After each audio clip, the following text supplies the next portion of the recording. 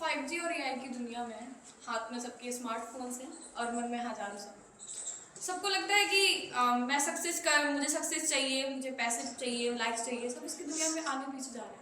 लेकिन क्या कभी अपने बिस्तर पर थक कर जब हम बैठते हैं सोचते हैं कि क्या मैं सही रास्ते पर जा रहा हूँ?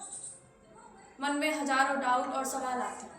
फिर हम लोग अपना फिर से स्मार्टफोन लेते हैं, फ़ोन खोलते हैं और मोटिवेशन स्पीकर देखते हैं। लेकिन हम सबको आज मोटिवेशन स्पीकर की ज़रूरत नहीं है, बल्कि देश के सबसे बड़े youth inspiration, youth icon Swami Vivekananda ji की ज़रूरत है। उनके विचारों को समझने की ज़रूरत है। मानवर बहुत हम लोग भाग्यशाली अपने आप को कहेंगे कि ऐसा यूथ आइकन जिसे विश्व में, पूरे विश्व में यूथ आइकन माना जाता है। यूएनओ ने सन 1984 में इनकी ही जन्म दिवस पे 12 जनवरी को युवा दिवस मनाने की पहल की थी।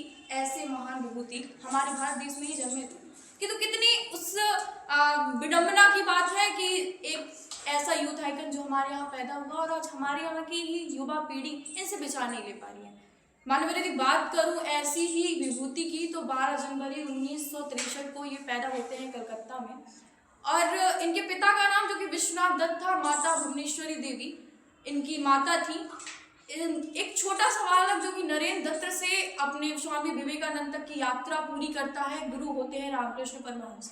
सन 1893 का समय था जब ये शिकागो में खड़े होते हैं और वहाँ पे संबोधन करते हैं। इनके आगे की जो लाइन होती है वो ही पूरे अमेरिका को संबोधित कर देती है और समाहित कर लेती है इनकी वाणी को। इन्होंने कहा था कि हे अमेरिका के भाई बहनों, एक ऐसी पीढ़ी जिनको जरूरत है इनके विचारों से। इन्होंने कहा था कि हमारे लक्ष्य को प्राप्त करना बहुत इंपॉर्टेंट है, लेकिन इनके विचारों में ऐसा भी है कि उठो, जागो और तब तक आगे बढ़ते रहो जब तक आपको लक्ष्य की प्राप्ति ना हो जाए। ये इस लाइन के पीछे बहुत बड़ा अर्थ छुपा हुआ है, गहन छुपा हुआ है। जैसे आज हम लोग सक्सेस की बात करूं तो हर सबको आज सक्सेस की ज़रूरत है, तो हम लोग अपना लक्ष्य स्टार्ट करते हैं, आगे बढ़ते हैं, बहुत आगे बढ़ते हैं। लेकिन जब असफलताएं आती है ना तो हम लोग पीछे हट जाते हैं। तब उनकी ये पंक्ति मूर्त रूप में हमें अपने आप में सन्निहित करने की ज़रूरत पड़ती है। एक और इनकी कविता है, वाक्य है इनका कि आप जैसा सोचते हैं वैसा ही बन जाएंगे। तो हमें अपने विचारों में उनको इतनी शुद्धता लाने की ज़रूरत है कि जब हम खड़े हों तो हमें समझ में आए कि हाँ मैंने ये सोचा, विचारा, इसलिए शायद इसी का मैं परिपूर्ण हूँ।